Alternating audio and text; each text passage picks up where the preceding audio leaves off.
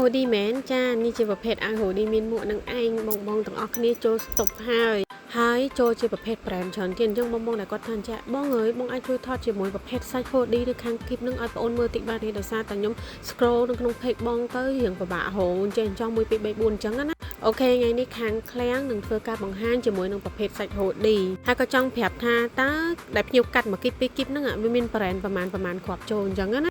ឥឡូវបងអាចមើលជាមួយនឹងប្រភេទសាច់ hoodie ខាងបងអូនបាននេះជាប្រភេទអាវ hoodie ដែលមាន root និងអត់មាន root ដែលភាគច្រើនអ្នកលក់គឺតែងតែហៅថាជាប្រភេទអាវ hoodie សោកប៉ុន្តែក្នុងមួយគីបគឺមានមួកទាំងអស់ណាមួយទាំងអស់គ្នាគឺមួកទាំងអស់សតហ្មងសម្រាប់ពណ៌សម្រាប់ color គឺចម្រុះតែម្ដងអត់ពិបាកលក់ទេ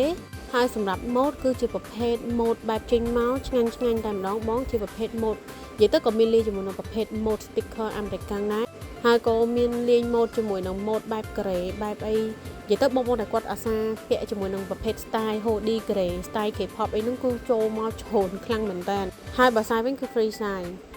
ក្នុងស្តុបនៅមានជាមួយនឹងប្រភេទ hoodie កមូនិងមានមួកជូនមួយទាំងអស់តែម្ដងនិយាយទៅស្រឡាញ់ម៉ូដណាកូដណាធ្វើការកំងបានហើយក៏ច្រកជាមួយនឹងអីវ៉ាន់ភ្ញៀវប្រើជូនភ្ញៀវដូចគ្នានិយាយរួមអីវ៉ាន់ចូលគឺត្រូវតែធ្វើការឲ្យទាន់អីវ៉ាន់ជូនភ្ញៀវហ្មងអត់ឲ្យលេតអត់ឲ្យយឺតតែខាតតែបញ្ហាលេតតិចតួចហ្នឹងដោយសារតែភ្ញៀវគាត់ដាក់ឡានខ្លួនគាត់អញ្ចឹងយើងត្រូវតែច្រកអីវ៉ាន់ឲ្យតន្ទឹងចាំ